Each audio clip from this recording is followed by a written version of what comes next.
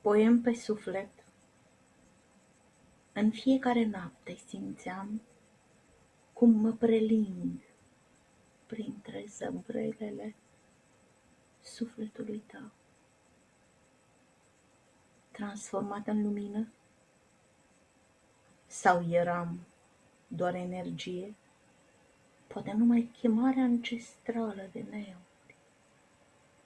Ce nu-și găsea ecoul decât într-un munte de talazuri, spărgându-se de stabilopozii temerilor tale.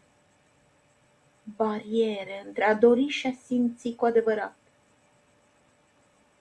Mă furișam, tăcută printre chimere, pășind în vârful picioarelor să nu ating tenebrele, dansând ca o baiaderă, fluturând vălul nopții, așteptând înfiorare să sting patima care izvora efervescent